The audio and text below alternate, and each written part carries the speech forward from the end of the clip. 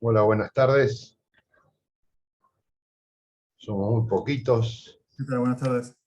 Buenas tardes. Buenas tardes, profesor. Buenas tardes. Buenas tardes. Hola.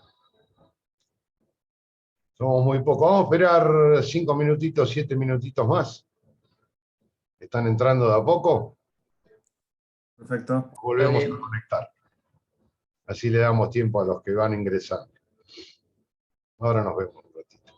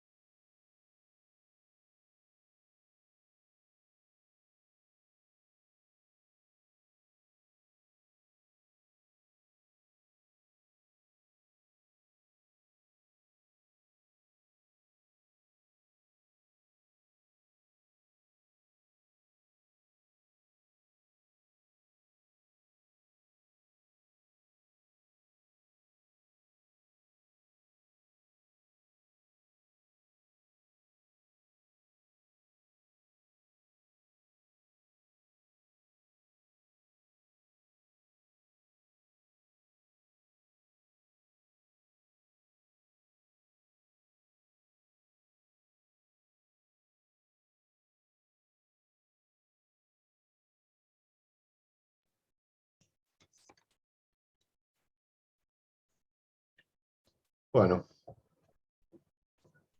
ya somos un poquito más, ¿no? Estamos en 18.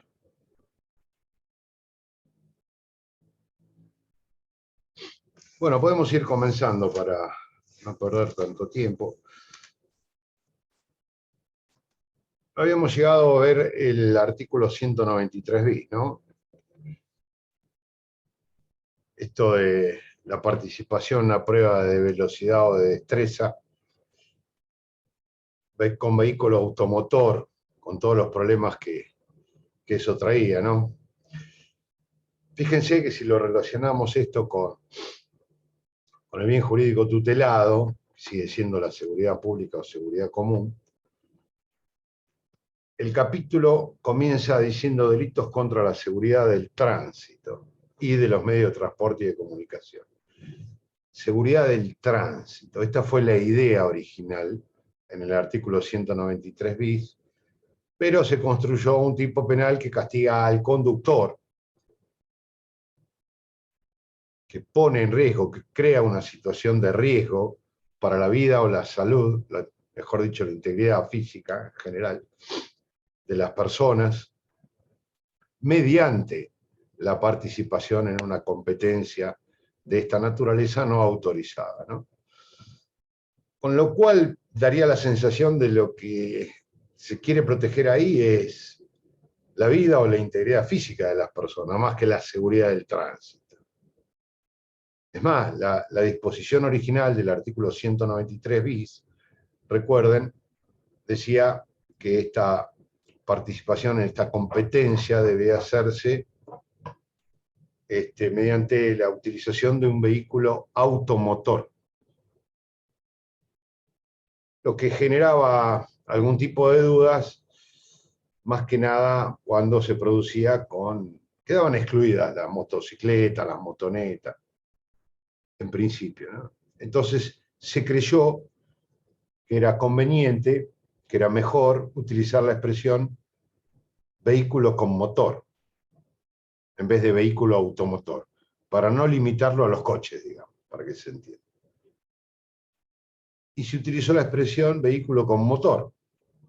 ¿Y qué pasó? Vehículo con motor es cualquier tipo de dispositivo que tiene un sistema de propulsión con un motor, cualquiera sea el medio que se desplace. Entonces un vehículo con motor puede ser un yate, un helicóptero, con lo cual si se arma una competencia no autorizada a través de estos medios y se crea una situación de peligro común, la conducta también estaría atrapada. Es decir, se le escapó de las manos al legislador, tratando de corregir el tipo penal, lo único que hizo fue ampliar, desvirtuando el bien jurídico tutelado.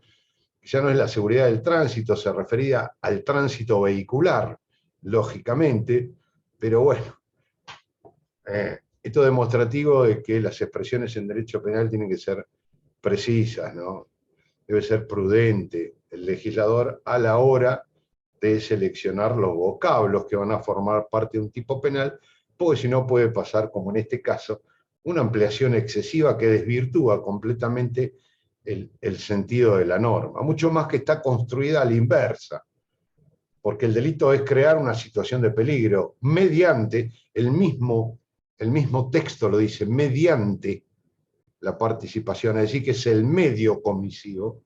La acción típica no es participar en una picada ilegal, sino crear una situación de peligro común mediante una participación de esta naturaleza o de este tipo, ¿no? Con lo cual, estas dificultades se van agravando cuando en la segunda parte castiga también al organizador o a quien promociona esto, porque se refiere a la conducta del párrafo anterior, y la conducta es crear una situación de peligro. Nadie organiza la creación de una situación de peligro. Nadie promueve o promociona una situación de peligro. Lo que está organizando, promocionando una competencia, está organizando el medio, pero no la conducta, como dice el articulado. Por otro lado, el sujeto activo, recuerdan que teníamos algunos problemas para identificarlo, ¿no? La norma es clarita, dice que al único que vamos a castigar es al conductor.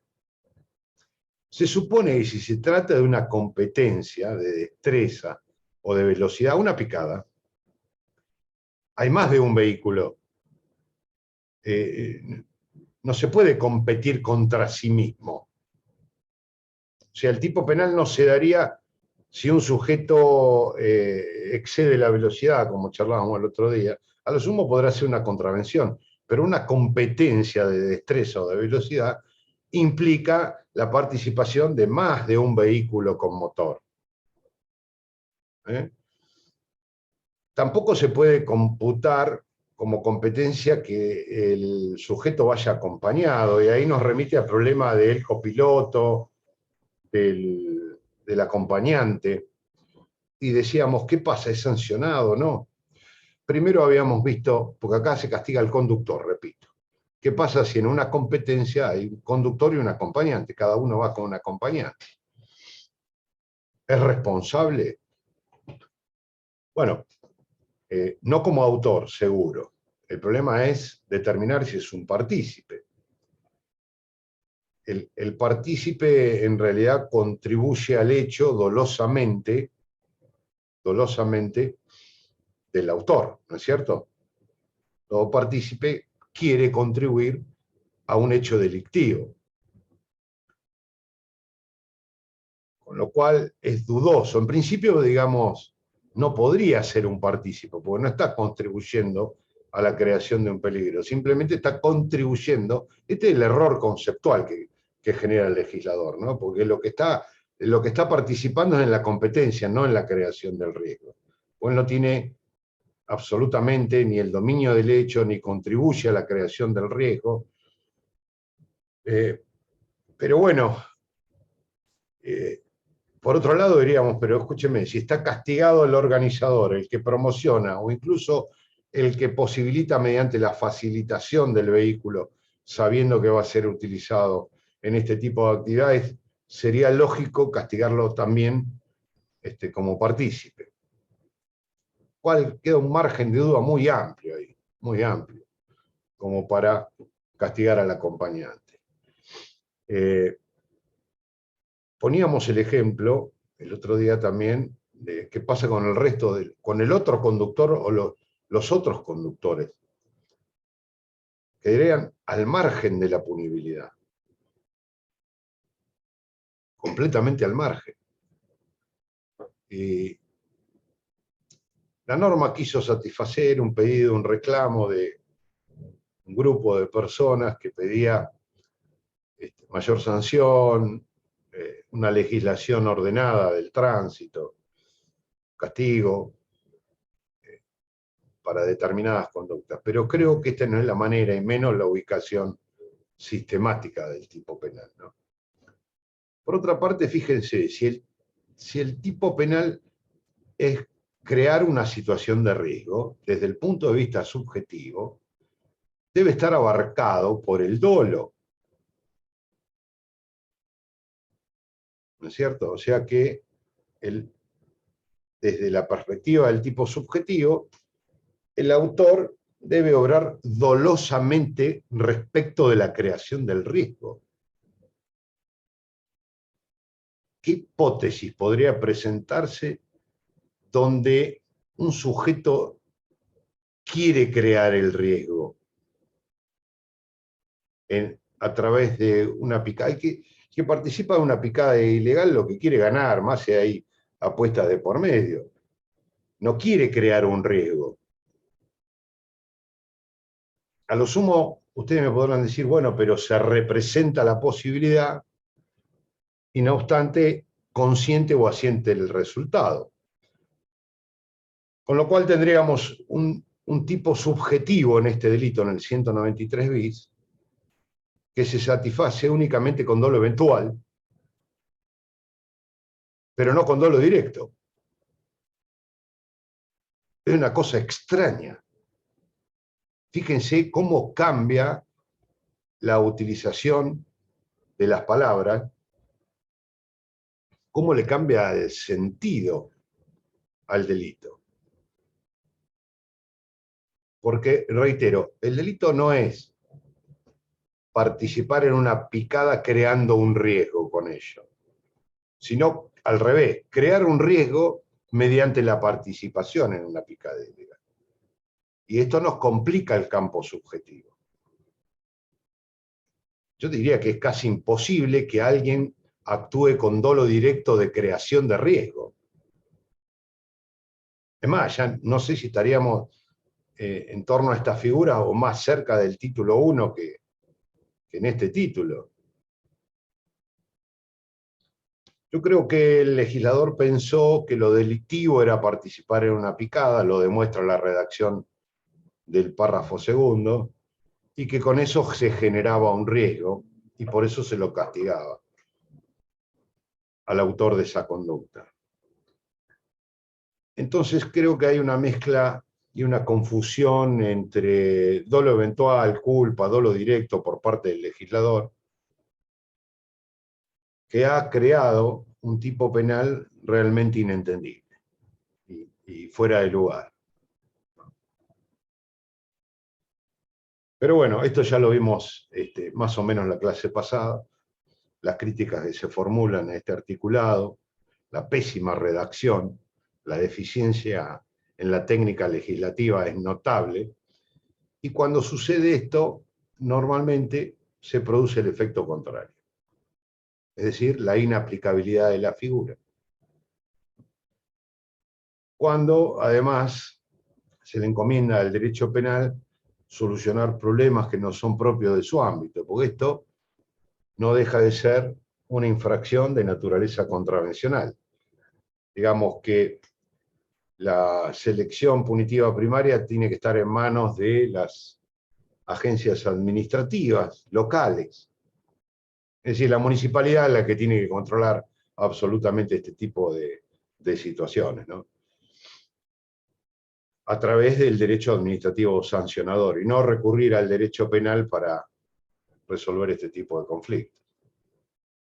Pero bueno, otra muestra más de un derecho penal simbólico que en definitiva no tiene ninguna efectividad.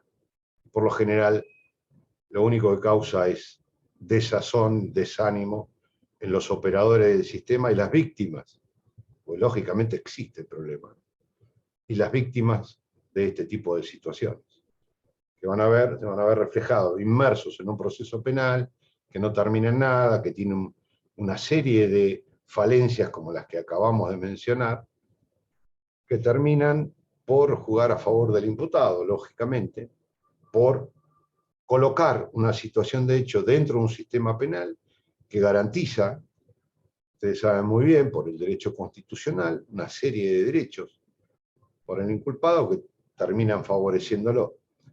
En definitiva, este tipo penal no satisface ninguno de los objetivos que se propuso el legislador y opera en contra incluso de las víctimas de esta clase de situaciones. Algo similar sucede con el artículo siguiente. Vamos adelantando. Cualquier cosa ustedes me frenan, ¿eh? Si quieren volver o retroceder o alguna idea, opinión, no hay ningún problema. El artículo siguiente, a ver si terminamos este capítulo, es el artículo 194. Fíjense cómo dice: el que sin crear una situación de peligro común impidiere, estorbare o entorpeciere el normal funcionamiento de los transportes, por tierra, por agua o por aire. Ese transporte puede ser por tierra, por agua, por aire, o, lo repito, no dice así el código, impidiere, estorbare o entorpeciere los servicios públicos de comunicación, de provisión de agua, de electricidad o de sustancias energéticas. Muy bien. ¿Qué tenemos acá? Varias cosas. Primero, estamos dentro de los delitos contra la seguridad pública o seguridad común, ¿no? Así se llama el título 7, delitos contra la seguridad común. Por lo tanto, lo que se protege es el bien jurídico seguridad común. Vale decir que todos los delitos que se ven acá afectan, aunque sea por peligro, o deberían afectar a la seguridad común. Característica de la seguridad común es crear un peligro común y tener un sujeto pasivo indeterminado, esas dos grandes características del bien jurídico. Muy bien. ¿Cómo comienza diciendo el artículo? El que sin crear una situación de peligro común, me están tomando el pelo. Si usted me dijo que esto es un delito, estos delitos son contra la seguridad común, que la naturaleza de estos delitos es crear una situación de peligro común, ¿cómo puede haber un delito que diga el que sin crear una situación de peligro común? ¿En qué quedamos? Ya arrancamos mal. Arrancamos mal. Vamos a mirarlo buenamente y diremos, bueno, lo que quiso decir es que sin crear una situación efectiva de peligro común, tratando de ser bondadosos con esto. Como que no se llega a tanto, ¿no? Si lo tomamos al pie de la letra, que no se tiene un incidente con el auto en el medio de la calle, también le podrían aplicar el artículo. Exactamente, exactamente. ¿Por qué? Porque acá tenemos un tipo penal complejo alternativo, ustedes lo ven ahí, ¿no? Impedir, estorbar, entorpecer. No necesariamente impedir vendría a ser la conducta máxima. Son todos, desde el punto de vista de la acción, delitos de resultado que requieren que se haya impedido efectivamente, que se haya estorbado, que se haya entorpecido. Pero no requiere tanto como el impedimento, porque incluso el solo hecho de entorpecer, es decir, generar u ocasionar molestias, estorbos, dificultades. El transporte por tierra, agua o aire, cualquier tipo de transporte. Y fíjense que es tanto público como privado. ¿Cómo llegamos a esta conclusión? Porque luego dice, o los servicios públicos. Quiere decir que el transporte no puede ser tanto público como privado. En consecuencia, como bien decía Manuel, estacionar en doble fila está entorpeciendo el transporte terrestre en un momento determinado. Voy a la calle Güemes, paro en doble fila y me quedo ahí, dejo el coche tirado y me van a decir, mire, doctor Tosa, en este momento a las 5 de la tarde, un montón de gente, un viernes a la noche, sábado a la noche, usted está entorpeciendo el normal funcionamiento del transporte terrestre. No ha creado una situación de peligro común y precisamente por eso le vamos a aplicar el artículo 194 y va a estar sometido a un proceso penal. ¿A ustedes les parece? Es completamente exagerado todo esto. Además, lo primero que me van a preguntar, pero ¿y qué pasa con los cortes de la calle frente a la municipalidad, por ejemplo? ¿Que no se aplica ahí? ¿Está entorpeciendo o no el transporte? Totalmente. Los colectivos tienen que doblar por otra cuadra, se produce un atolladero, embudo. Y el derecho penal y el artículo 194, ¿dónde está? ¿Dónde está? Sin embargo, se ha utilizado algunas veces cuando este impedimento, este estorbo, esta molestia en general, se producían en rutas o en las vías del ferrocarril. Si bien estaban empleando un medio para detener, entorpecer la marcha de un tren,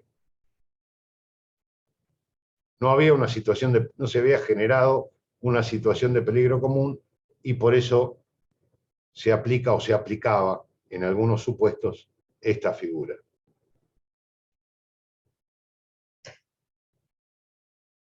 Distinto es el caso de los servicios públicos, de comunicación, electricidad, energía, etcétera, etcétera. porque ahí estamos hablando de un servicio de carácter colectivo, a diferencia del transporte. No estamos hablando del transporte público de pasajeros. El transporte no dice que fuera público, con lo cual quedan abarcados tanto lo público como lo privado, con las consecuencias que acabamos de mencionar. En cambio, en los servicios públicos de comunicación, estamos hablando de comunicación referida a lo telefónico más que nada, ¿no? Las comunicaciones personales, de energía, estamos hablando de luz, gas, electricidad, etcétera, etcétera. Esto es lo que quiere sancionar la norma, y acá sí tiene un sentido de carácter colectivo en todo lo que abastece en estos servicios básicos a una población, a un conjunto indeterminado de personas. Pero no obstante, hace la salvedad del tipo penal que esto no debe llevar una situación de peligro común. Con lo cual, tenemos, al igual que el caso anterior, un tipo penal prácticamente inaplicable que ha logrado el efecto contrario, una ubicación sistemática completamente inadecuada, que rompe con la estructura de los delitos contra la seguridad común y que en definitiva constituye, más que nada en el caso de los transportes, situaciones de carácter contravencional, municipal, que deberían resolverse por ese lado. El derecho penal debería intervenir cuando hay una afectación a la seguridad pública, no cuando no la hay. Se quiso construir una figura menor, de menor entidad, pero que, a mi modo de ver, es más cercana a una contravención municipal propia del derecho administrativo sancionador más que el derecho penal. Una aclaración, cuando habla de servicio público no significa que esté necesariamente en manos del Estado. Cuando hace referencia al servicio público de comunicación, energía, electricidad, etcétera, etcétera, se refiere a que es aprovechado por un número indeterminado de personas, al público en general. Bien puede estar concesionado en manos privadas, mixtas, con participación estatal, mayoritaria, minoritaria, cualquiera sea la forma. Lo importante es que la publicidad tiene que ver con el abastecimiento, con que llegue ese servicio a un número indeterminado de personas, no que sea propiedad estatal, nacional o provincial.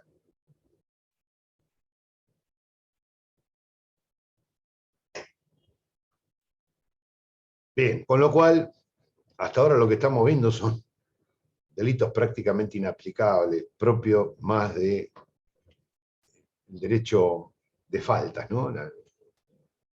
Antes que de un sistema penal. Pero bueno, vuelvo a repetir, voy rápido, cualquier duda, cualquier inquietud me frenan. 195. El artículo 195 dice: será reprimido con prisión de 1 mes a 1 año, una pena baja, si el hecho no importare un delito más severamente penado. Acá tenemos una relación de subsidiariedad, recuerden cuando ustedes la ven. Los conductores, capitanes, pilotos, mecánicos y demás empleados de un tren o de un buque que abandonaren sus puestos durante sus servicios respectivos, antes de llegar a puerto o al término del viaje ferroviario. Este delito se conoce con el nombre de abandono de servicio. Por eso hace la salvedad el tipo penal de que se va a aplicar esta figura siempre que el hecho no importe un delito más severamente penado. Porque si el abandono de servicio es el medio comisivo de una figura más grave, se va a aplicar aquella otra y no esta. Acá tenemos una relación de subsidiariedad expresa y restringida a aquellos delitos que contienen una pena mayor. Ya vamos a ver cuál o cuáles. La acción típica es hacer abandono. Hacer abandono significa haber tomado las funciones y después dejar de cumplir con las mismas. La negativa a tomar el servicio no es constitutiva de delito. ¿Cuál es el sentido de esto? Que determinados sujetos, una vez que están en viaje, ya sea en el tren o en el buque, no pueden abandonar su función porque pueden llegar a poner en peligro al resto de los pasajeros o de las cosas transportadas. Lo que se está sancionando es la conducta de quien asumió una obligación, el caso del piloto, el conductor, que una vez que comenzó el viaje, no puede abandonarlo porque, por la naturaleza de su función, ese abandono puede, acá hablo de potencial, puede poner en peligro la seguridad común. Por eso, desde ese punto de vista, del bien jurídico tutelado, es un delito de peligro abstracto. Y por eso también tiene como elemento este tipo penal circunstancias de lugar y de tiempo, ¿no? Elementos circunstanciales del tipo. Porque se supone que este delito comienza a funcionar y a operar desde que el sujeto toma la función hasta que finaliza su recorrido. Fíjense que la última parte dice, durante sus servicios respectivos, antes de llegar a puerto, en el caso del buque, o al término del viaje ferroviario. Es decir, que se comprometen a hacer todo el viaje. El abandono que se produce en ese trayecto, desde que comienza hasta que finaliza el viaje, puede llegar a ocasionar un riesgo para la seguridad de las cosas, para la seguridad de las personas transportadas, etcétera, etcétera. Precisamente no cualquiera que hace abandono, sino determinados sujetos que están enunciados en el tipo penal. Permítanme leer. Estos son los capitanes de... ¿Capitán de qué se puede ser? Barco. De un barco. Mecánicos del barco, del tren. Los conductores.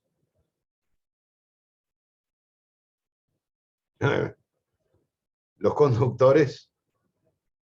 Acá me ponen en el chat. Avión no dice. Dice de un tren o de un buque. Claro, de un tren. Claro. Pero acá mencionan... El llamado maquinista. Acá me dicen, ¿y el avión? Barco, avión me pone, pero el avión no está mencionado. Está mencionado el piloto. Pero piloto también de un barco puede ser, ¿no? O sea que, si el conductor de un tren hace abandono de su servicio antes de llegar al término del viaje ferroviario, comete este delito por el riesgo que genera en los demás o en la carga. Si nosotros vamos en un avión y el piloto del avión ve una tormenta, se eyecta, se tira en paracaídas, no comete este delito porque no está previsto. Solo es de un tren o de un buque. Disculpe, doctor. Tiene un privilegio. Sí. ¿Encuadra en este tipo quedarse dormido? En este no, exactamente. En el que sigue. Podría ser, si ocasiona algún resultado. Pero en este no. Este es un delito doloso. Perfecto, Ahora, gracias. en este habla de abandonar. Si te quedas dormido es como que estás igual ahí, ¿no? No, si el abandono puede consistir o en la ida del lugar o en la negativa a continuar con su función. Quedarse de brazos cruzados, por ejemplo. o sin abandonar el Sí, buque. es una manera de abandonar la tarea, digamos. Ajá. Lo que debe medirse es con relación a la función que él desempeña. Pero es doloso. Es decir, el tipo subjetivo requiere del conocimiento de la situación de hecho que está a bordo, que tiene por supuesto el cargo que ostenta según la mención del sujeto activo, que está a bordo de un tren o de un buque, que está en el medio del viaje, y la voluntad de hacer abandono, ya sea en la forma activa o omisiva, irse del lugar, salirse del lugar o quedarse en el mismo sin cumplir con sus tareas. Es un delito doloso. Pero a mí me sigue quedando, ¿y qué hacemos con el piloto? No comete ningún delito.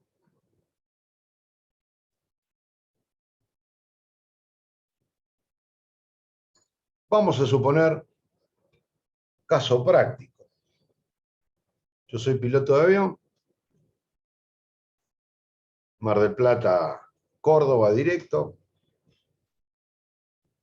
Cuando estoy llegando a Córdoba, veo una tormenta tremenda, tornado. Si continuamos, nos matamos todos, entonces, ¿qué hago? Me tiro en paracaídas y los dejo a ustedes que se arreglen. De hecho, se produce un riesgo, porque ustedes, hay turbulencias, se genera un riesgo porque el copiloto no estaba del todo entrenado, pero en definitiva logra superar la situación, la niebla, la tormenta se dispersa y con una serie de inconvenientes logra el aterrizaje. Me vienen a buscar a mí, dice, doctor Tasso, usted se fue, hizo abandono de servicio. Mire, generó un riesgo. Sí, pero lamentablemente yo no estoy incluido. Profe, ¿podría aplicarse el 190? Exactamente. ¿Qué hice yo? ¿Qué me van a imputar? No el abandono de servicio. Usted, a sabiendas, ejecutó un acto, cualquier acto, que puso en riesgo la seguridad de la nave. Y ahí vemos cómo eventualmente funcionaría también para otros supuestos la relación de subsidiariedad. Es decir, en el caso que fuera el maquinista, el conductor del tren, en fin, cualquiera de los sujetos mencionados, cuando esta relación de subsidiariedad cede, por ejemplo, ante la comisión del delito del 190, del 191. ¿Se dan cuenta? Por eso está la relación de subsidiariedad, que son delitos más severamente penados. Pero, volviendo al tema del avión, lógicamente, esto es algo que a la época de la sanción del código, tomado el código del 86, el sistema de vuelo, de aeronavegación, prácticamente no existía. Lo cierto hoy que estamos en el siglo XXI, es una vergüenza que no se haya actualizado esta disposición, contemplando también, como lo hizo Soler con la ley 17.567, incluyendo también al avión. No solamente el tren o el buque, sino también estos viajes aéreos. Ahora, siguiendo con Soler, fíjense, creo que tiene razón en esto, porque la norma va dirigida a alguien que le dice, señor, usted, por sus características, por la función que desempeña, no puede abandonar la función. ¿Quién es ese alguien? ¿Quiénes son? Los vuelvo a repetir. Conductores, capitanes, pilotos, mecánicos, se supone que hasta ahí vamos muy bien, porque el mecánico puede ser importantísimo en una situación de emergencia. Y demás empleados de un tren o de un barco. Y Soler pone este ejemplo. ¿Qué pasa si el mozo, que es un empleado de un transatlántico, hace abandono de su tarea? Le podemos decir, señor mozo, usted es el empleado de un barco, hizo abandono de servicio, antes de que finalizara el viaje. Comete el delito del artículo 195. Porque dice de más empleados, no aclara la jerarquía. Pero no está poniendo en peligro la seguridad. Exactamente. ¿Por dónde lo tenemos que resolver? Porque no hay posibilidad de afectación. No es que no hubo, no hay posibilidad de afectación al bien jurídico tutelado. Es imposible que pudiera llegarse a visto afectada de alguna manera, aunque sea mínimamente, la tutela que pretende cubrir este título 7. De ninguna manera. La seguridad del medio de transporte y de comunicación no va a estar a cargo de un mozo, de un moderno transatlántico, como dice Solá. Con lo cual, la referencia de más empleados deberíamos entenderlo, empleados de jerarquía similar a los anteriores o de trascendencia tal que su presencia o su función sea importante a los fines de la tutela, de la seguridad de todos los que vamos ahí, o de las cosas transportadas. ¿Se entiende? Entonces, cuando leemos y demás empleados, como dice el tipo penal, tenemos que hablar de empleados de alta jerarquía y, más que nada, de importancia con relación a la seguridad del medio de transporte.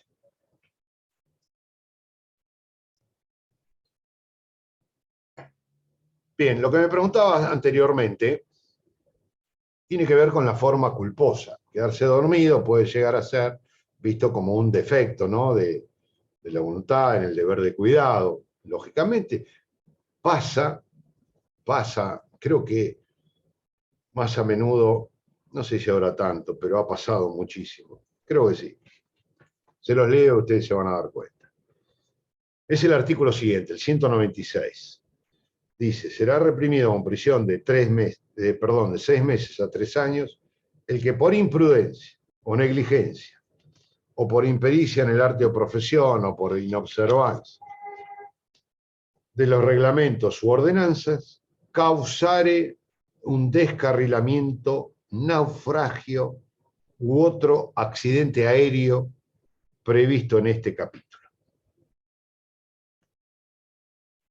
O sea, acá, el que se queda dormido durante el servicio va a ser castigado por imprudencia o negligencia, únicamente si eso generó un descarrilamiento del tren, naufragio del buque, u otro accidente previsto en este capítulo, como puede ser un accidente aéreo, el varamiento, en fin, cualquier accidente que esté previsto dentro de este capítulo.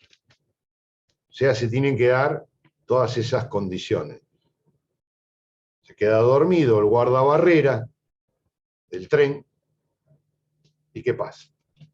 El tren pasa por el medio de la ciudad, golpea contra un vehículo que estaba transitando en ese momento, se produce un descarrilamiento con las consecuencias previstas en el artículo 191.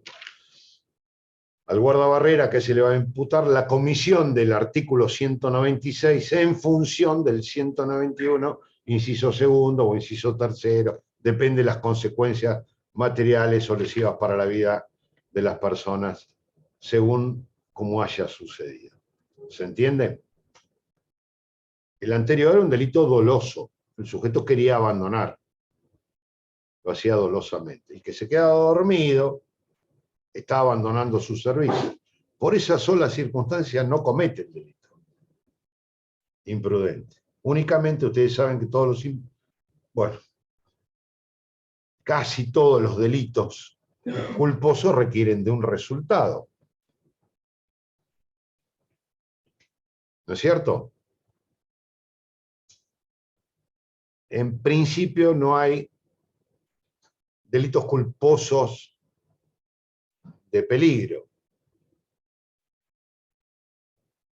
¿Sí? Vamos a suponer, caso de lesiones, de homicidio. La conducta es la misma. Sujeto que pasa a 120 kilómetros por hora por la puerta de un establecimiento escolar a las 12:15, a la 1:15, cuando salen los chicos, pasa 120 kilómetros por hora. Se representa la posibilidad de que están saliendo los chicos, conoce eso, pero se dice a sí mismo, debido a mis condiciones personales, soy un experto manejando, si se me cruza algún chico lo voy a esquivar, porque soy un hábil conductor. Se cruza un escolar, lo esquiva y no pasa nada. Ese sujeto no cometió ningún delito. Sí, una infracción municipal, pero delito ninguno. La misma conducta por parte de otro, el sujeto B, que pasa 110, 120 kilómetros por hora por la puerta del colegio, el mismo horario, se representa la posibilidad, si lo voy a esquivar, yo manejo muy bien, se le cruza un escolar y lo atropella. Y lo mata. Vemos dos situaciones idénticas, conductor A y B, que realizaron la misma conducta, tuvieron la misma representación, y uno es castigado y el otro no. ¿Cuál es la diferencia? El resultado. Igual, en el primer caso se le puede aplicar el 193 bis también, ¿no? Si va solo, creo que no. Ah, claro. Digo, Claro, si no ese está es el tema. compitiendo con alguien. Claro. Vamos a suponer que son supuestos separados. ¿Pero a qué voy? A que el componente resultado es propio de los delitos culposos. Lo que se castiga es más el resultado que la acción, porque la acción es idéntica en ambos supuestos. Correr a 120 kilómetros por hora a la puerta de un colegio al horario de salida. La conducta es la misma. Disvalor de acción, disvalor de resultado. La acción es idéntica. Lo que castiga es el resultado en los culposos. Estoy hablando, ¿no? Los delitos culposos. Entonces podríamos llegar a decir que no hay delito culposo sin resultado. ¿Sí? Sin embargo, hubo algunas modificaciones al Código Penal que, creo yo, rompieron con esta regla. No sé si vieron los delitos contra la fe pública. Tenemos el artículo 293 bis. ¿Vos tenés el código, Manuel, a mano? Sí, ahí lo estoy buscando. 293 bis. 293, para que me fui. Estoy en el 304. ¿Vieron algo de delitos contra la fe pública? Creo No, que todavía no. Bueno. Adelanto un poco nada más. 293 bis, acá está. ¿Qué dice? ¿Lo leo? Sí, por favor. Se impondrá prisión de 1 a 3 años al funcionario público que por imprudencia o negligencia intervenga en la expedición de guías de tránsito de ganado o en el visado o legalización de certificados de adquisición u otros documentos que acrediten la propiedad del somoviente, omitiendo adoptar las medidas necesarias para cerciorarse de su procedencia legítima. Muy bien. Si lo analizamos de a poco, vemos que hay imprudencia o negligencia. Ustedes me dirán, este es un delito culposo.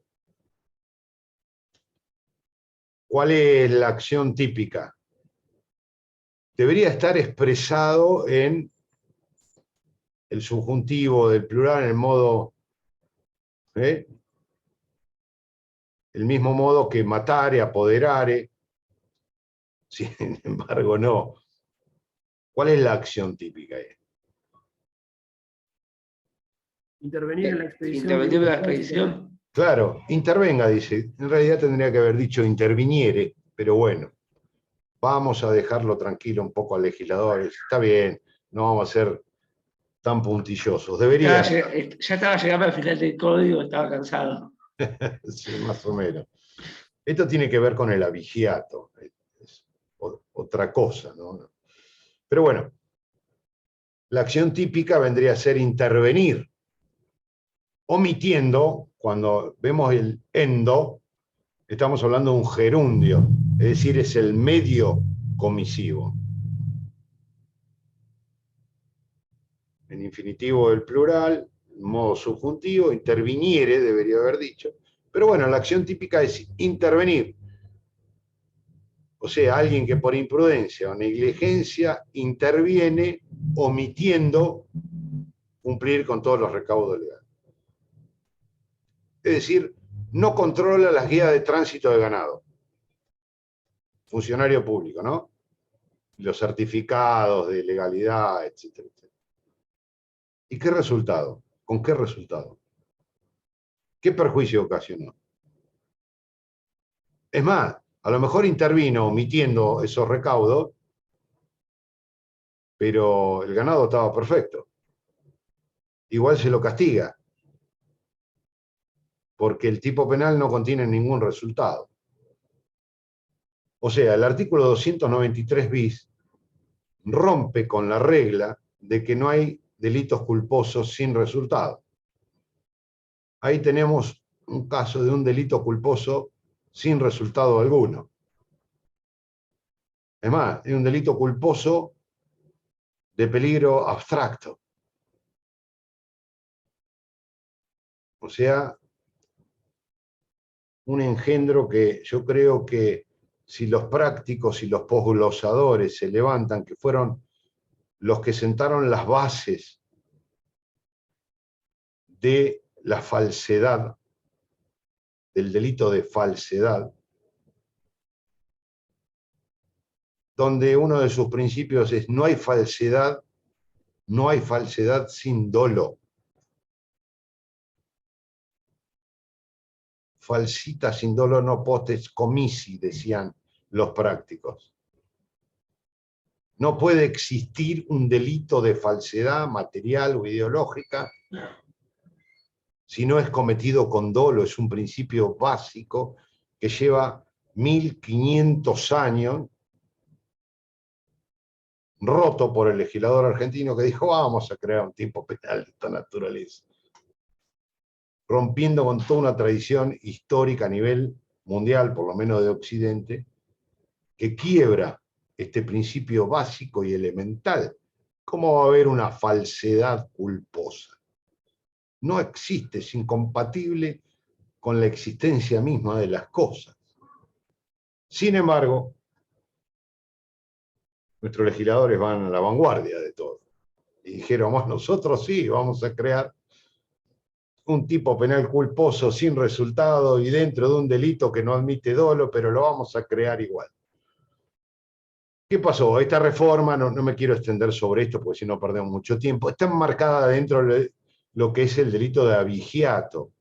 Hay encubrimiento de abigeato, encubrimiento culposo de abigeato y una falsedad.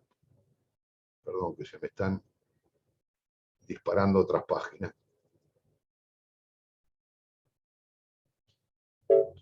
Totalmente incompatible con toda una tradición legislativa y con la lógica en general. Pero bueno, ¿a qué iba con todo esto? Al 196, vuelvo. La estructura, esto sirve porque así ustedes van conociendo, se van dando cuenta de que los principios que vamos utilizando son aplicables a cualquier articulado.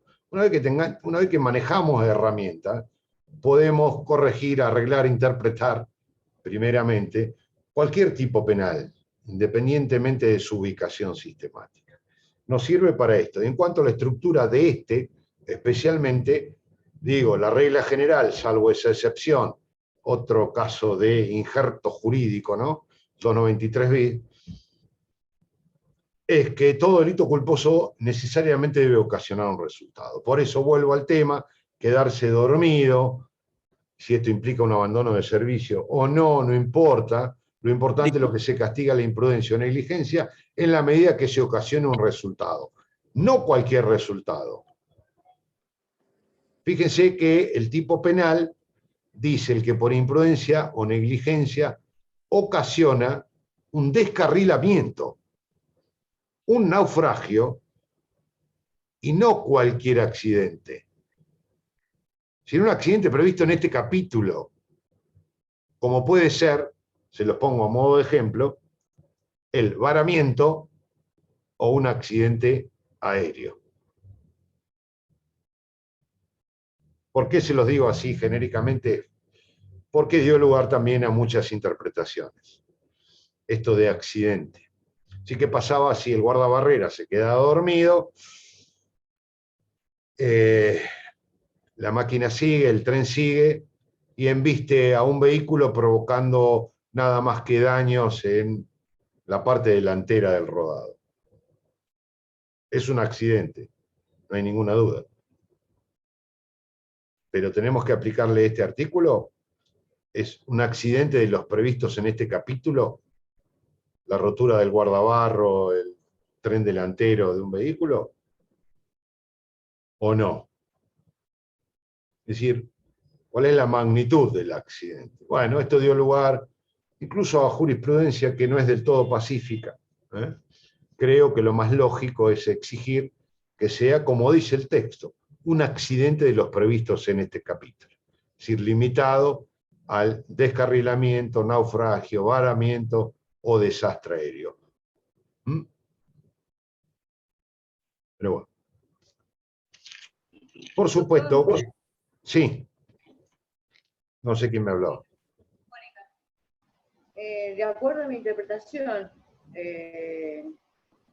acá dice que por imprudencia, negligencia o impericia en su arte profesión por insolvencia de la reglamentación ordenarse causare descarrilamiento, naufragio o accidente. Y si se produce en todo ese combo una muerte, ahí es un delito culposo. Pero no lo especifica acá en el artículo. Dice, Sí, no dice, no dice. Segundo párrafo, el segundo párrafo del articulado dice, si del hecho resultara lesionado o muerta alguna persona, se impondrá pena de 1 a 5 años. No lo había leído, disculpen. No hay problema. Sí, hay delito culposo ahí. La misma estructura que hemos visto en el artículo 189, por ejemplo. Gracias. Vale decir que se agrava hasta, esto está bien, digo, está bien desde el punto de vista, creo yo, punitivo, pues agrava hasta 5 años, que es la pena máxima que tiene el homicidio culposo. No sé si está del todo bien equiparar la lesión y la muerte, pero bueno, ahí el juez, el tribunal, tiene posibilidad de manejar la pena entre 1 y 5, de acuerdo. Si produjo lesiones, la pena va a estar más cerca del mínimo. Si produjo muerte de alguien, siempre culposamente, la pena va a estar más cerca del máximo.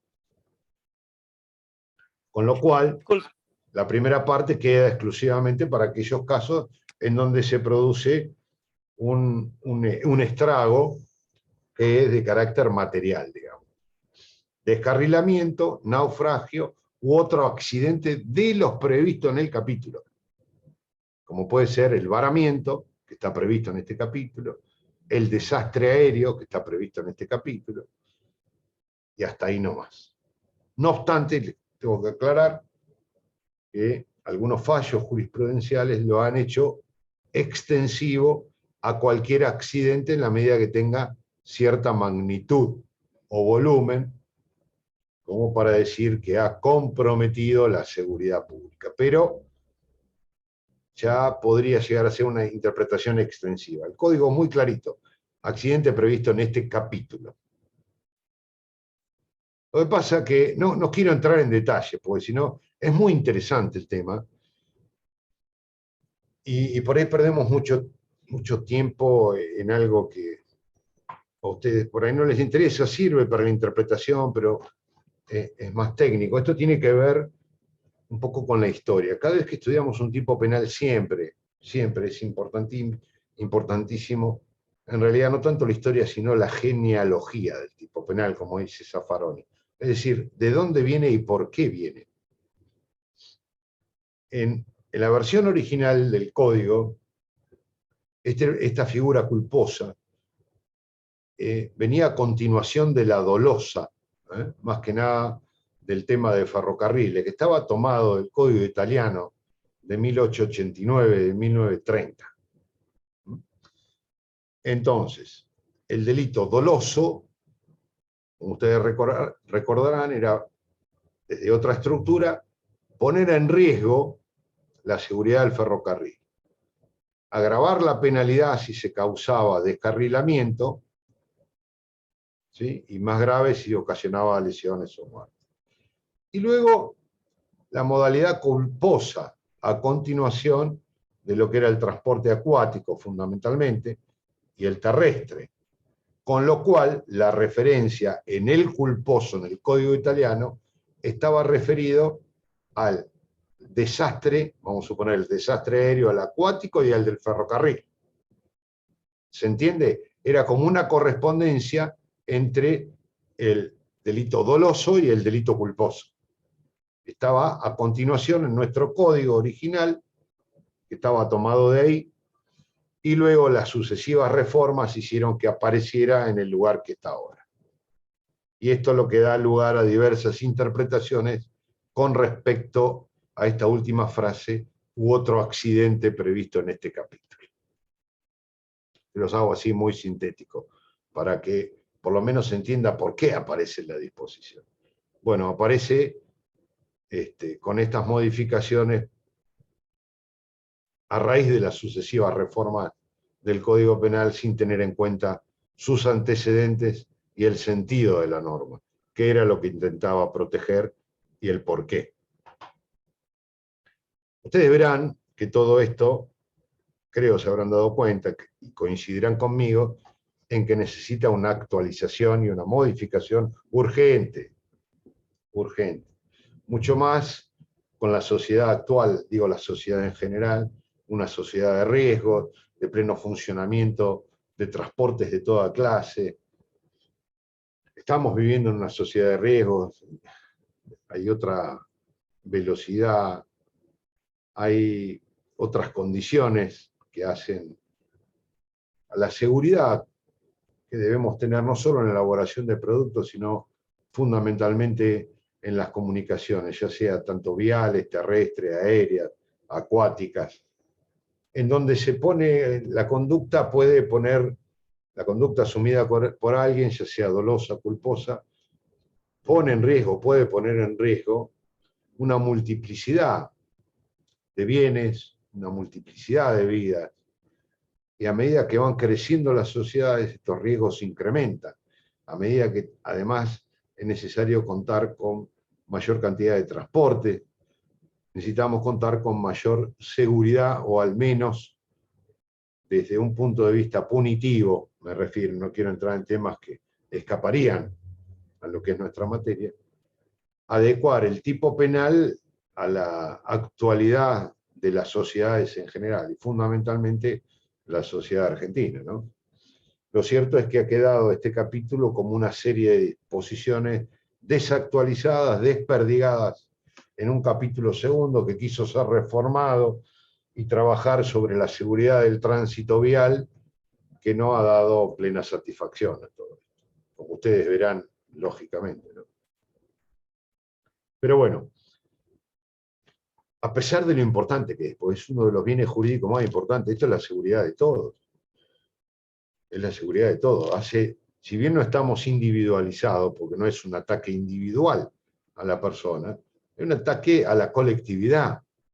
El hecho doloso representa un ataque a la seguridad de toda una colectividad de personas. Colectividad entendida no solo como la sociedad de Mar del Plata, la sociedad argentina, sino que también formamos parte de una colectividad cuando vamos arriba de un ómnibus, vamos arriba de un tren, vamos arriba de un avión. Todo ataque doloso o toda conducta negligente debe ser sancionada y proporcionalmente al riesgo creado y a las consecuencias producidas. Pero debe tener un criterio sistemático, un orden, como todo. Y esto ha quedado todo medio como disposiciones desperdigadas, tomadas de otros códigos, estaban muy bien hechos en aquel momento, desde Tejedor en adelante, que se sirven fundamentalmente del código italiano, del código español, del código austríaco, el código de Baviera, que tenían un orden sistemático, estaba pensado y diagramado. Estoy hablando desde el punto de vista de la coherencia, ¿eh? Se nutrían de esas disposiciones, aplicar la evolución que existió a lo largo del sistema penal para perfeccionar el código me parece que es la solución más justa. Pero esto hay que hacerlo manteniendo aquel orden, manteniendo aquel criterio coherente que inspiró a Tejedor, a Rodolfo Moreno en la sanción del Código del 21, cosa que, como ustedes verán, se ha perdido un poco o bastante en la actualidad. De hecho, queda una última disposición, que es el artículo 197, o la última disposición de este capítulo, que también aparece como una forma extraña. Fíjense, se los leo. Será reprimido con prisión de 6 meses a 2 años el que interrumpiere o entorpeciere la comunicación telegráfica, telefónica, se le agregó, o de otra naturaleza, a mi modo de ver, muy bien, porque permite contener otro tipo de comunicación que no sea solamente estas dos y no sea la que actualmente conocemos, o la inversa, ¿no? Sigue diciendo el texto, resistiere violentamente el restablecimiento de la comunicación interrumpida. Vamos a la figura básica. Prisión de 6 meses a 3 años, el que interrumpiere o entorpeciere la comunicación, vamos a poner telefónica para hacerlo más fácil, para que se entienda. Muy bien. Ustedes me dirán, pero esto no lo hemos visto ya. En el artículo 194, bien me podrían decir ustedes, usted me dijo que el que impidiere, estorbare o entorpeciere, que es más o menos lo mismo, los servicios públicos de comunicaciones,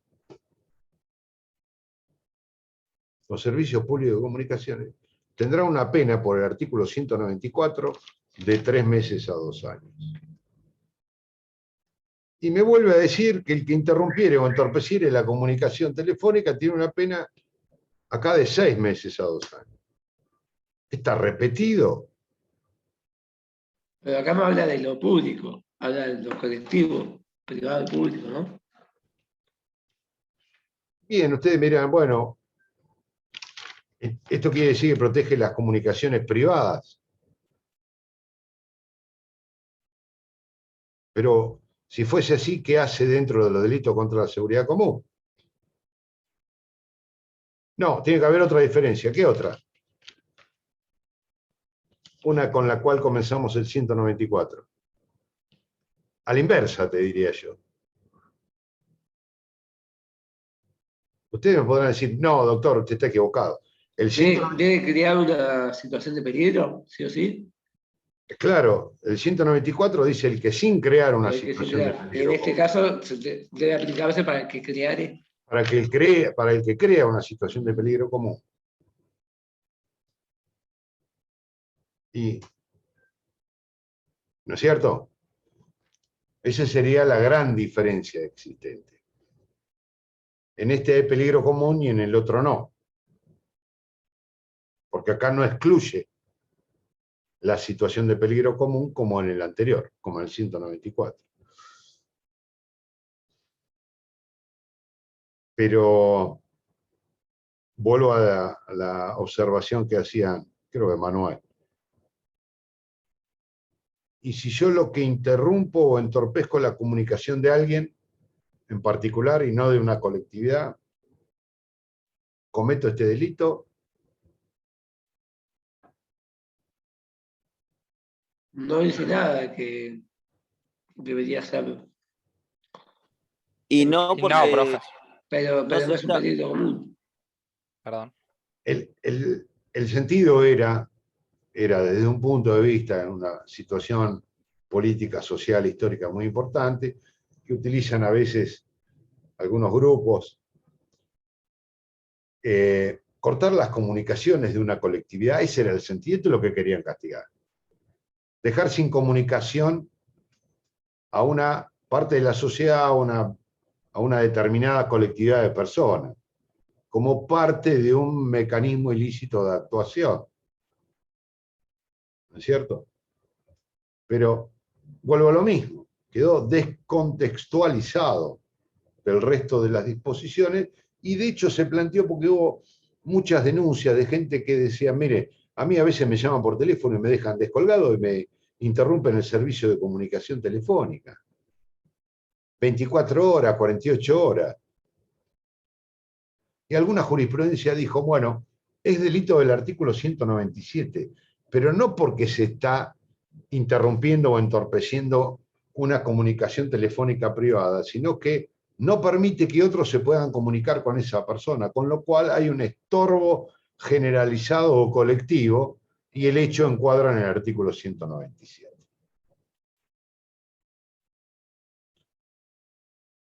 Con lo cual, la diferencia con el artículo 124 podríamos llegar a decir, siempre tratando de forzar una interpretación para garantizar la coherencia del sistema, que en el artículo 194 no debe existir una situación de peligro común, que en el artículo 197 lo que se considera como peligro común para las comunicaciones es la interrupción del servicio telefónico en la medida que de alguna manera entorpezca no a alguien en forma individual, sino el entorpecimiento pasa a ser de carácter colectivo por impedir la comunicación de esa persona con otras u otras de la misma colectividad.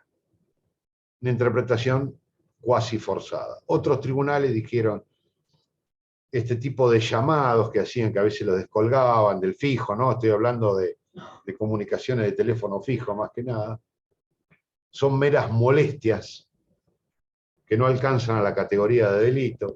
Ahora podría ser el asedio de los call centers. Sí, estaba pensando en eso. Te llaman. Sí, claro. Aplicando esta jurisprudencia podría quedar incluido ahí.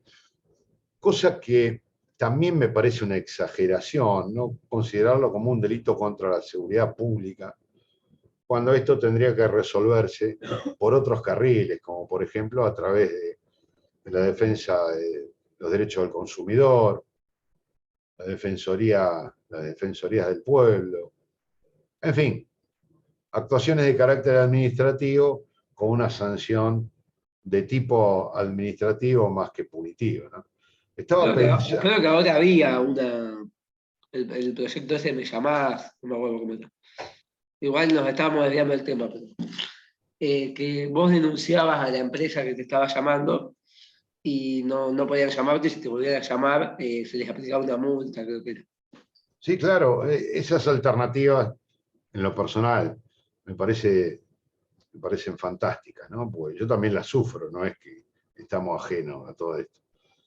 Y es más, todos tenemos la prueba de la cantidad de llamados recibidos.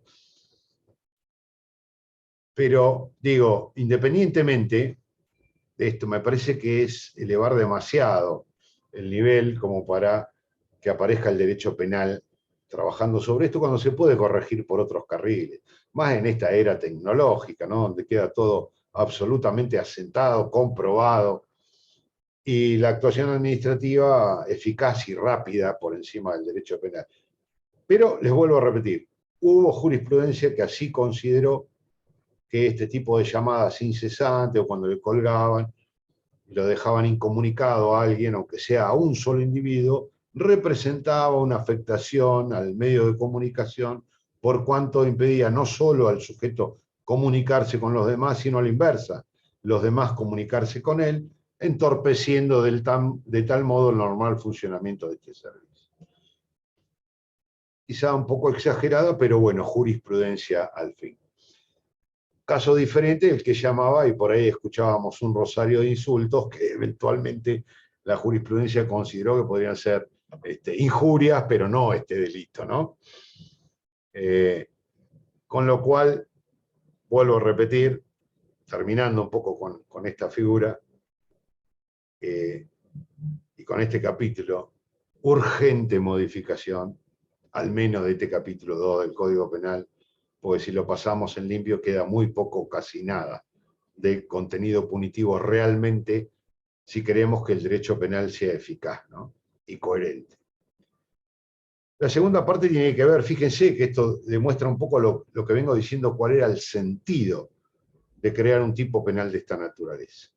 O resistiere, dice el tipo penal, que es también conducta delictiva, resistir violentamente el restablecimiento de la comunicación interrumpida. Y ahí nos está demostrando qué es lo que verdaderamente se quería tutelar. La comunicación en general. ¿Y por qué? Porque en determinada época, vuelvo a repetir, se trabajaba sobre esto. El punto estratégico de determinadas luchas era lo básico, ¿no? Cortarle la comunicación al adversario, a determinado lugar de la población, evitar comunicación entre los distintos sectores que pudieran reaccionar de una u otra manera. Ese era el sentido. Lo mismo con el servicio público de comunicación, de energía, electricidad, etcétera, etcétera. Tenía que ver con estas modalidades de ataque masivas, no individuales. Lo cierto es que quedó así, todo descontextualizado en este capítulo segundo, con agregados como el 193 bis de picadas ilegales, que realmente dejan bastante que decir. Bueno, con esto terminamos el capítulo 2. ¿Vamos bien hasta aquí? ¿Alguna duda? Muy Disculpe, rápida. doctor. Sí. Le pregunto del artículo 196, la forma culposa. Sí. 196 o 195. 196. No, 196. ¿Encuadraría la acción de estar bajo el efecto de alcohol o estupefacientes o alguna pastilla? Sí, claro. Es el mismo supuesto de imprudencia o negligencia para todos los delitos del Código Penal. Son modalidades imprudentes o negligentes propias y aplicables a cualquier hecho. Así, cuando ustedes vieron la imprudencia o negligencia en la parte general, cuando lo volvemos a repetir en el artículo 84, en el artículo 94, en tantos otros tipos penales culposos, es la misma modalidad. Los tipos culposos son tipos penales abiertos. Y el legislador no puede individualizar cada una de las conductas, cada una de las omisiones constitutivas de imprudencia o negligencia. Profe, una consulta Sí. con respecto a esto, perdón. Sí. Con respecto a esto, el hecho de que sea una persona que en algún punto tenga que tener una posición de garantía porque es la persona que estaba manejando o algo, el buque, el avión o lo que fuere, ¿no tendría que ser mayor la pena? ¿O por la cantidad de personas, de vidas que se pueden perder? No. ¿En qué supuesto decís? ¿En el culposo? En el culposo. Lo que pasa es que es como si, en el ejemplo que pusimos, es que como si tuviera graduación, ¿no? En el culposo, me decís vos, por ejemplo, no puede superar, el caso de muerte, no puede superar los 5 años de prisión, porque si no, tendríamos una discordancia entre la pena del homicidio culposo, que tiene de máximo 5 años, con la de cualquier otra figura que causa un homicidio culposo, con cualquier otra conducta. Con lo cual, a mí no me parece que fuera menor. No me parece que fuera menor. De todas maneras, es una cuestión de política legislativa. Hoy un homicidio culposo tiene una pena máxima de 5 años. Ya sé, pero como acá justamente no solamente pueden, o sea, se pone en riesgo por ahí muchas vidas, o puede, no sé, claro, pero un naufragio de un buque entero es un montón. Sí, por ahí claro. Una pena mayor que a un... Pero el tema es cómo lo pones en riesgo. Por eso son altas las penas cuando vos generás ese riesgo dolosamente. Vos fijate, si querés vamos al primer artículo de este capítulo, el 190, que tiene que ver con los atentados navales o aéreos, que tiene una pena de 2 a 8 años. Pero si se causa la muerte, ya la pena es de 10 a 25. ¿Entendés? Los resultados muertes. Pero en este caso, lo que yo digo es que no tendría que tener un más, o sea, si hablamos de negligencia, una persona que, no sé, no me sale la palabra, el capitán de un buque, por ejemplo, no tendría que tener mayor cuidado justamente por ser el capitán de un buque. Por eso digo, me parece que al tener esa Esa responsabilidad, especialidad, decís vos. claro, por ahí Sí. debería ser mayor. Las capacidades específicas de cada uno. Claro, Eso sirve para graduar la penalidad. Pero los delitos culposos se gradúan de acuerdo a los resultados. Entonces, si alguien por imprudencia, el capitán, vamos a suponer, del buque, por imprudencia o negligencia, ocasiona un naufragio, no es lo mismo que si por imprudencia o negligencia ocasiona un naufragio con muerte. Lo hace en forma culposa cuando se produce la muerte de alguien o de alguno. Y creo que hay un límite que es el homicidio culposo, la pena del homicidio culposo. Más de eso no le podemos aplicar. Ahora, el juez, vos fíjate que tiene la posibilidad de aplicarle una penalidad, las graduaciones, digamos, la escala punitiva, tiene cierto margen. De 1 a 5 años en el caso que se produzca una muerte, ¿no es cierto? De 6 meses a 3 años en el caso de no se produzca. Con lo cual, si hay capacidades especiales, servirá al juez para aplicar una pena más cercana al máximo. Si se trata de otro sujeto que por su función también tenía cierto deber de cuidado, debería haber tenido deber de cuidado, la pena la puede graduar en un poco menos. Depende de la capacidad específica e individual de cada uno. Pero tenemos un tope, no puede ser superior a la del homicidio culposo, que hoy está en 5 años, antes estaba en 3 o 4. Esto se va a cambiar, es una cuestión de neta política criminal. El legislador bien puede decir, mire, el homicidio culposo puede llegar a tener hasta 7 años de prisión. Bueno, porque es política criminal pura, esto no tiene que ver con el análisis dogmático de cada una de las figuras. Y si la sociedad está de acuerdo en que en determinados casos se puede imponer hasta 7 años de prisión por una conducta negligente o imprudente, está perfecto. Entonces, creo que la vara o el parámetro es el homicidio culposo.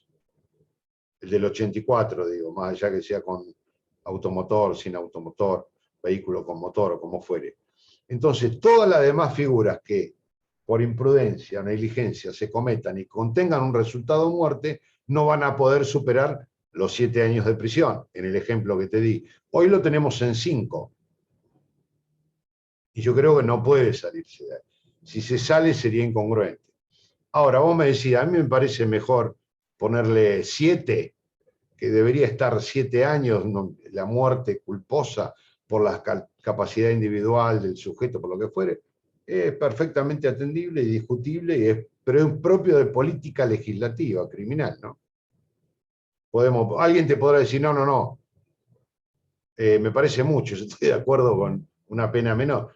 Bueno, estas son las discusiones que se deben dar en el ámbito donde deben darse, que es el poder legislativo, y explicar los fundamentos, el por qué, y por qué a favor de uno y por qué a favor de otro. La ventaja que tenemos en nuestro sistema es que hay amplitud en la graduación punitiva.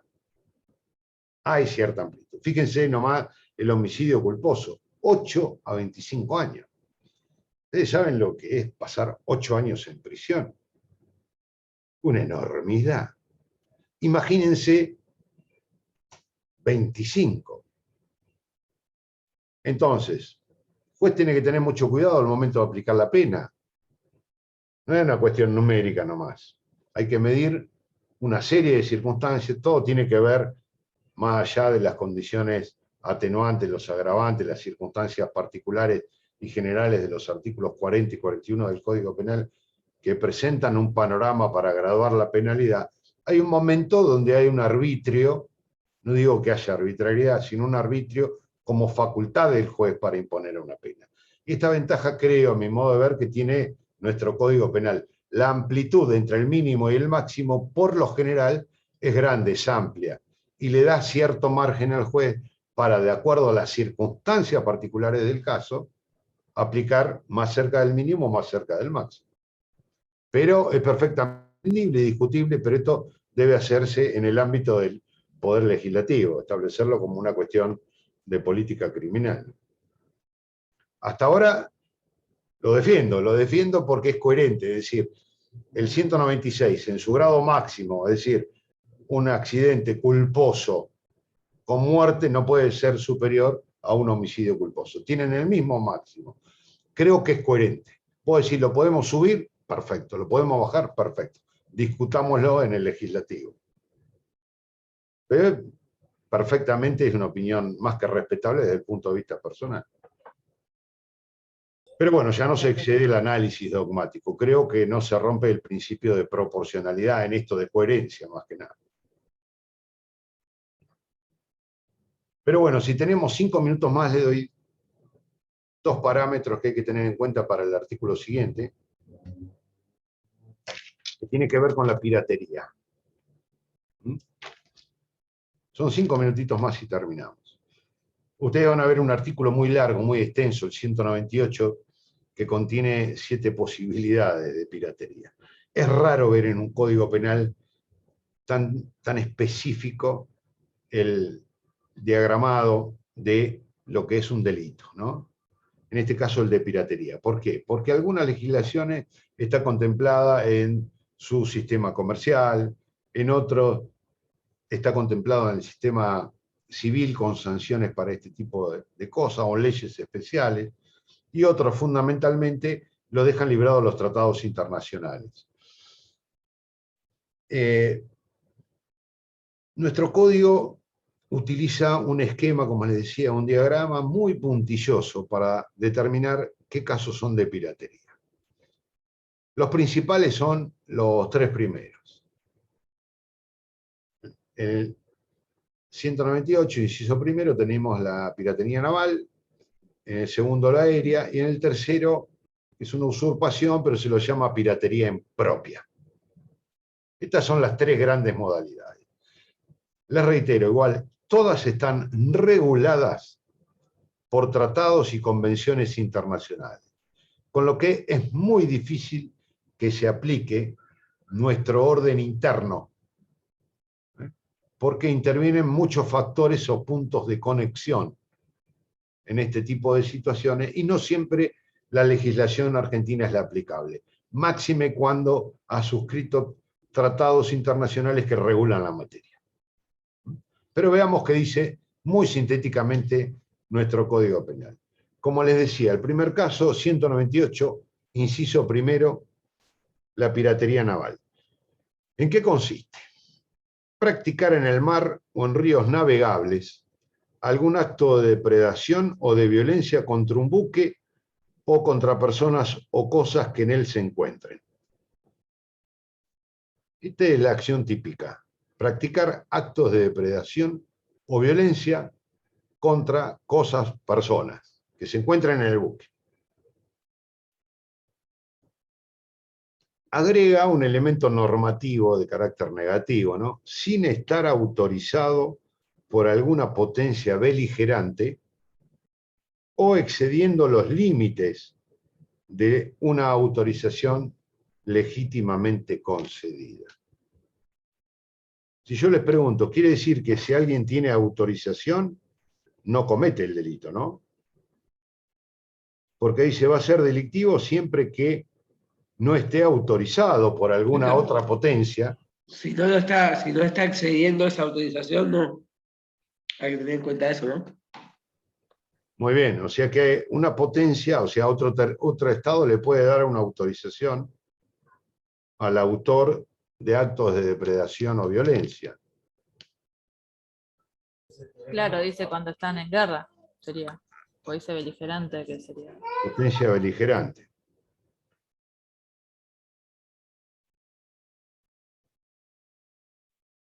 Pero si estamos en guerra, ¿qué aplicamos?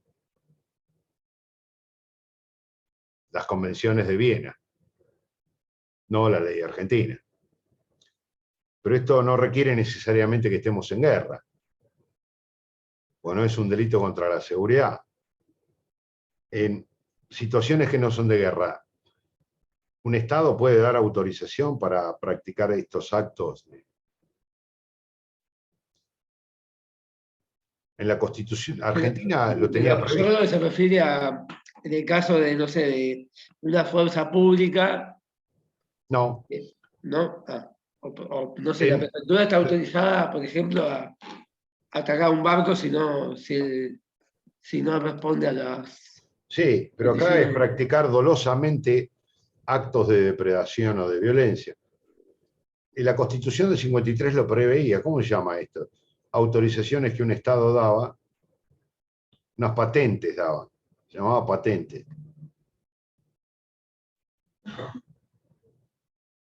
¿No lo recuerdan? Todavía tiene alguna facultad el Congreso de reglamentar las presas. ¿Ustedes dieron constitucional? Se refiere a las patentes de corso. La patente de corso no tiene nada que ver con el carnaval, ¿no? Tiene que ver con, por ejemplo, Hipólito Bouchard, tiene que ver con determinados sujetos que estaban autorizados a circular por los mares. El Estado argentino le daba una patente de corso y eso los autorizaba para hacerse de cualquier buque con el cual, algún buque enemigo que tuvieran algún encuentro de esa naturaleza, por llamarlo de alguna manera. Y luego, una vez que se hacían del botín, el Congreso reglamentaba las presas. Es decir, cómo repartirse el botín, en qué proporción, una parte para el Estado, otra parte de lo que quedaba para el capitán y el resto de la tripulación, de acuerdo a la jerarquía que tenía. Patente de corso y reglamentación de presas, que estaba autorizado por la Constitución del 53, aunque a nivel de derecho internacional eso fue suprimido y prohibido por el Tratado de París de 1856, que abolió esta forma de manejarse. El Estado argentino le dio, por ejemplo, a Hipólito Bouchard, concedió la patente de corso. De hecho, circuló por los mares en general, y ahí llegó hasta levantar la bandera argentina en el extremo sur de California, en Estados Unidos. Duró 10 días nada más, pero por 10 días tuvimos una parte del territorio estadounidense. Y si ustedes se fijan el color de la bandera que tienen algunos estados de Centroamérica, como Honduras, Nicaragua, Salvador, son todos celeste y blanca. Se van a dar cuenta que tiene que ver con estos hechos históricos, ¿no?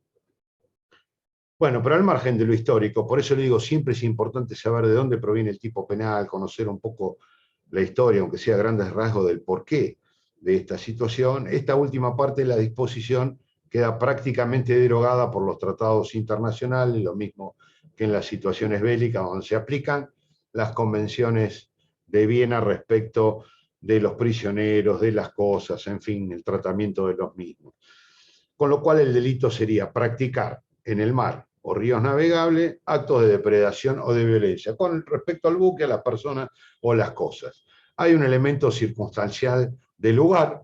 Ustedes se dan cuenta que este delito únicamente se puede producir en el mar, lógicamente el mar argentino, hasta las 200 millas, con lo cual producir un hecho similar en alta mar ya no sería competencia de la justicia argentina ni de aplicación la legislación argentina.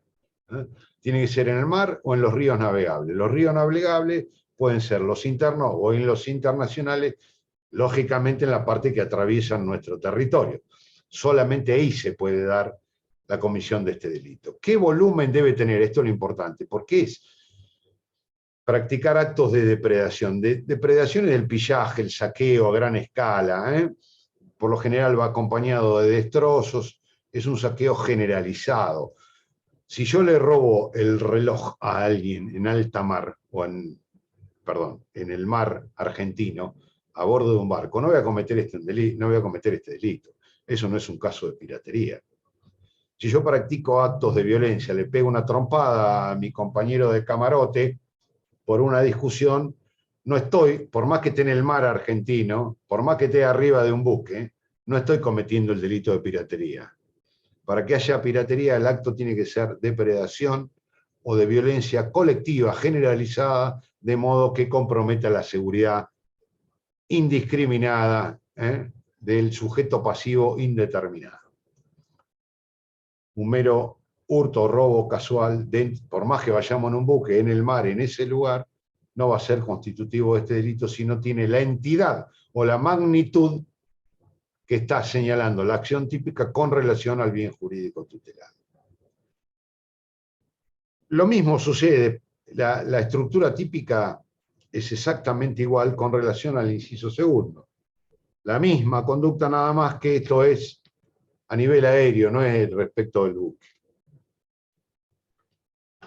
Esto es, practicar algún acto de depredación o violencia contra una aeronave en vuelo o mientras realiza las operaciones inmediatamente anteriores al vuelo, o contra las personas o las cosas que en ellas se encuentran, sin estar autorizado, etcétera, etcétera. O sea, es la misma conducta, la misma acción típica, nada más que en vez de contra un buque, esto es respecto de una aeronave en vuelo.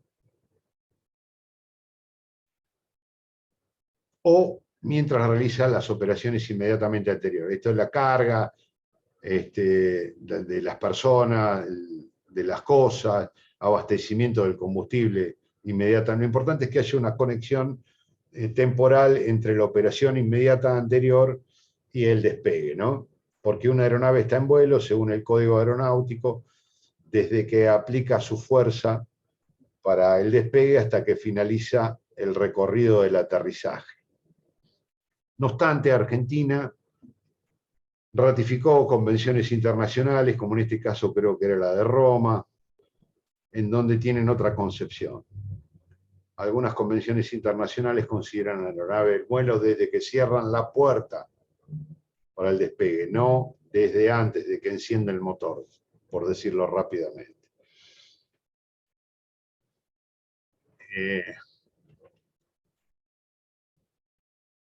Me estoy excediendo y sé que tienen clase ustedes, no quiero perderme nada. Bueno, igual quedan 2 o 3 cosas.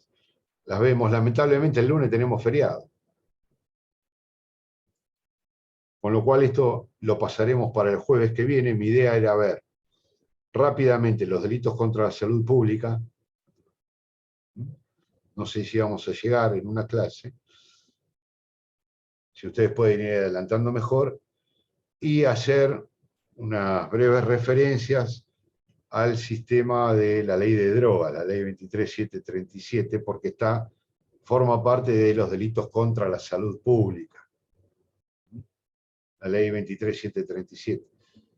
Si quieren y pueden, tengan la mano, de última para la clase que viene. Si quieren ir viendo algo, pueden leer el artículo 5º, que vamos a hacer hincapié, el artículo 14, el artículo 7 también, la organización y financiamiento de actividades vinculadas al narcotráfico, y algunos agravantes previstos en el artículo 11 de la ley. El artículo 14 tiene 2 partes, que es la tenencia, por decirlo de alguna manera, con fines de consumo, declarada inconstitucional por la Corte, y el primer párrafo, que todavía sigue vigente, que es la tenencia simple de estupefacientes, reprimida con prisión de 1 a 6 años.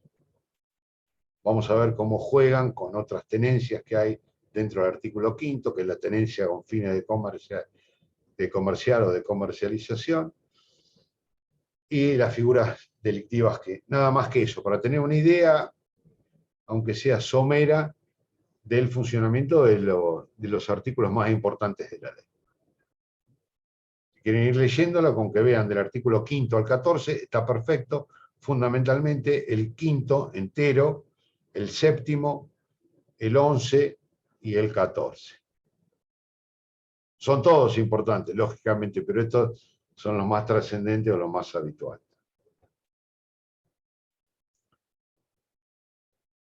Bueno, y los dejo porque sé que arrancan con otra materia ya. No tienen tiempo ni de descansar. O sea que este lunes no tenemos, el jueves que viene nos vemos. Este jueves no tenemos tampoco. Este jueves sí. Ah, bien. Bien, Este bien, jueves bien. sí. Listo. O sea, sería este jueves y el otro, digamos. Sería este jueves y el otro. Mi idea es terminar como sumo. Tenemos fecha por ahora el 30. Ah, bien. Ahí me están preguntando.